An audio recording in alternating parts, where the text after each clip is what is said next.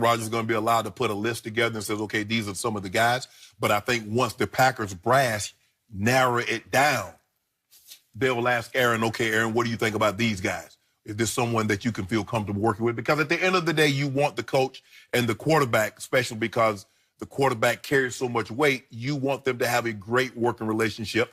And I think at the end, Skip, Mike McCarthy and Aaron Rodgers, the working relationship, it kind of deteriorated a little bit. Yep. And you can see by Rodgers' body language, you can see by his play on the field. So do I think that he's going to, as they're putting this thing together, okay, who would we like to interview? I don't believe they're taking input from Aaron Rodgers in this situation. But once they get it narrowed down to, say, maybe 2-3 coaches, they will go to Aaron and ask him, okay, Aaron, what do you think about this? And I think that's the way it should be. And for the most part, top quarterbacks have always had input, especially when it got down to the nitty-gritty of coach selections. But as far as the process of putting a list together, no, I don't think Aaron Rodgers will be involved, nor do I think he should be involved. I think he should. I mean, you know, when you have a guy of Aaron Rodgers' stature and his perceived, I guess, ability to work with guys, I kind of feel like, you know, the whole thing with him and Mike McCarthy is they just didn't agree, almost like a marriage. They were together for so long. And, you know, at a certain point, you know, Aaron wanted to do things one way. Mike McCarthy felt like it was best for his team to do things another way. I think for the next guy who comes in there, Aaron Rodgers and that guy have to be on the same page. For them to exist, the worst thing they could do is hire a great coach or a coach they feel is great, but Aaron doesn't get along with or doesn't agree philosophy, scheme-wise what they're doing. And so I think, you know, Aaron's at the point in his career where, you know, he needs to be able to have a guy that he can confide in or who's like-minded in philosophy, because if not, you potentially have the same problem you have now, and that's an uninspired Aaron Rodgers going out to play football. What I saw Sunday. Well, the thing is, what concerns me, Skip, if I get someone you like, but what about the team? How does he coach the team? You need a coach. Yeah. At the end of the day, when you start trying to get one person to fit one person's needs, now the special teams, now the defense, they go unfulfilled. Now, I would lean towards getting a defensive-minded head coach and find me a hot-shot offensive coordinator to try to pair with that situation. Maybe you can get a Cliff Kingsbury, or maybe you can lure someone like that. Skip. He would be great. But I would get me a defensive-minded head coach, because at the end of the day, you got to get someone to oversee everything, not just Coach Aaron Rodgers. Are you going to let that hot shot call the plays? Oh, yeah, absolutely. All right. Oh, yeah, absolutely.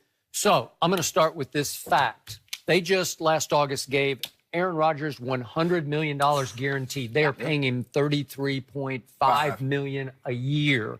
And this year alone, he got $67 million in total with his bonus. By March 15th. Okay. Okay, but still, $67 million. That'll be done deal. Okay, so they have committed their next, let's say, 4 years to Aaron Rodgers. Correct. This man tells me he's the GOAT. He's the greatest of all time, and he is transcendent as a quarterback. Yes. Well, if that's all correct, if that's all true, and I believe that Aaron Rodgers got Mike McCarthy removed from that job, and I do believe it. I think we all believe it. In the end, that's what happened.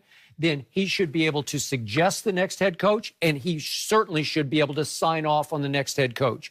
And I don't agree with your defensive-minded. I think the head coach needs to be in lockstep with the quarterback. They need to become best buddies. They need to be 1 and 1A in all the decisions. Yeah, he does, Skip, but you have to coach the team. You got to be careful now putting all your eggs in, like, okay, then what happens? The guy Aaron and the coach have a falling out. Then what?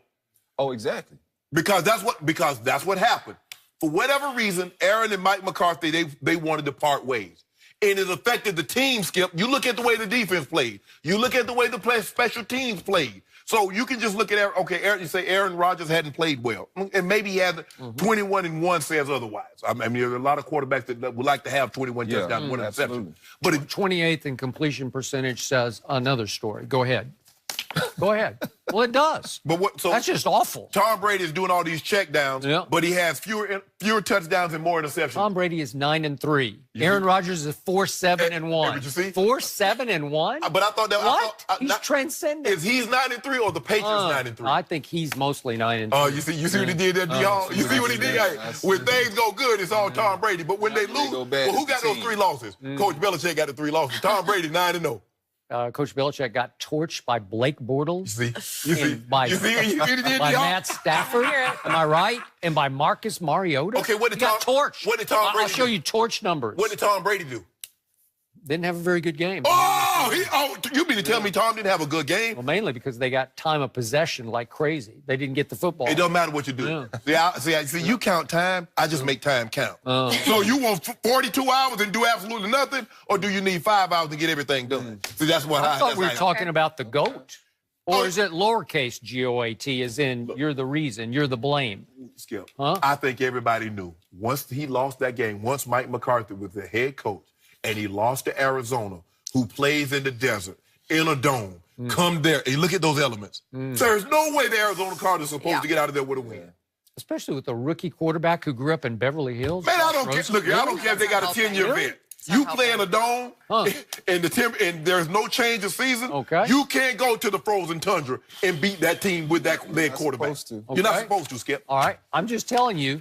It's Aaron Rodgers' show. It's his team. I'm going to cater to him. I want him to sign off on this, if not CBS. Skip.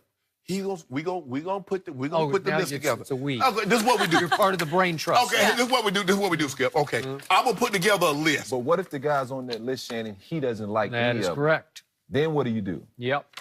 Oh.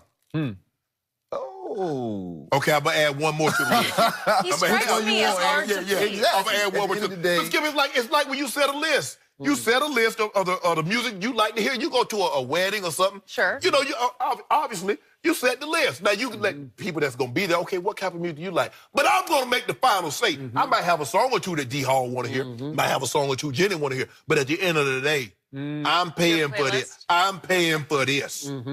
So I'm going to throw this out one more time. I don't know for sure why Urban Meyer, quote unquote, retired from The Ohio State University. Was it 50% medical? Was it 80% medical? Or did it have something to do with the way he mishandled and misrepresented what he knew about the Zach Smith situation? But if he is still capable of coaching, and he's never coached in pro football, I knew he was hey, you gotta, if I'm Green Bay, you gotta take a shot at this, because he is simply the greatest offensive mind, I think, in the history of college football. In the history of college, show me somebody better. The history of college. Urban Meyer style of offense. Look at what he did everywhere he went. They just dominated at Bowling Green and Utah and Florida and Ohio State. Of offense. Okay, but didn't develop not one player. Tim Tebow, my little cousin Percy Harvin went down to Florida. Yeah, I think he did okay. He did okay, but he got to the league and could not really run routes. He could not. He wasn't developed as a receiver. Harvin? He was. He developed as just an explosive player. He was just an explosive player. And that was the thing, Skip. And the thing is that when you look at it, and you can say, well, maybe it was the Zach Smith situation. Urban Meyer's going to lose more games in 2 years in the NFL than he did his whole career as a college coach. Well, who's he coaching? Aaron Rodgers? I don't care. Yeah. They're not going undefeated. You lose in the NFL. And see, here's the thing. Well, who's to say you would? Skip. If he wants Jimmy Johnson didn't immediately lose. I mean, he did the first year, but then he just went bam, and it turned right around. Year two. Not really. It was the third year that he started winning, 91. Okay. Yeah, you remember. But he was pretty good in 90. But here's the thing about NFL fans. See, college fans very seldom do they boo, especially at Ohio State. NFL fans, you in Green Bay, they booed the Packers at the half. The likelihood of Ohio State fans booing Urban Meyer in Ohio State, not happening. At Florida, not happening. Well, I don't know. I do think he and Aaron would click. It may click. You don't think so? Scheme-wise, just scheme-wise. Overrated? Scheme-wise, man. Yeah, yes, he's overrated. Look at these numbers. Urban got some of the best players in the country, man. Yeah, part of that is because he's a heck of a recruiter. Look what in he college did this football. year with You know Dwayne Haskins. but do you know what the equalizer is in college football? Is recruiting. Skip, it doesn't matter. If I have 5 stars up and down my roster, of course I'm going to beat these guys with 3 obviously stars you and can 2 recruit stars. at Florida and you can recruit at Ohio State. Absolutely. But you got to be able to coach it. Yeah, He only took. you got to be able to coach. He took Michigan to the woodshed 7 straight times. I'm glad you said that about coaching. Because who get the best college coach that ever done on the sideline? Maybe it's Urban Meyer. Just stop. See, there you go, Skip. Why we have white people? What does Nick Saban know about offense? He know about defense. Defense. He know about that stank. Yeah. Really? Yeah. The defense that's given up 40. He knows regularly? if you don't score, you can't win. Really? Yes. Yeah. And that's his formula. Urban Meyer knows offense. The same Urban Meyer that scored 20 points against Purdue? What happened Was the that last Urban time? Meyer? What happened the last There were a time lot Coach of Saban factors. played Oklahoma in a bowl game? Do you remember that? I can't remember the last Sugar time. Bowl? Do you remember that? When was the They last? gave up 40. When was the last?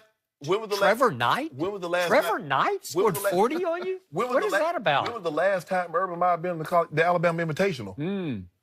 I remember one year when he had this kid named Ezekiel Elliott. Do you remember what he did to special Coach year. Saban? And Zeke went for 230 against St. Nick's Have defense, they and been it back- was a blowout. Have they been back in the playoffs since then? Okay. Have they been No, mentioned? we're going to move on for now. But you guys could If they stay on don't this rename all it the day. Alabama Invitational. Yeah. Deangelo, thank you for being here. problem. Did Steph Curry take a shot at Trae Young yesterday? It's not very common he does that. We'll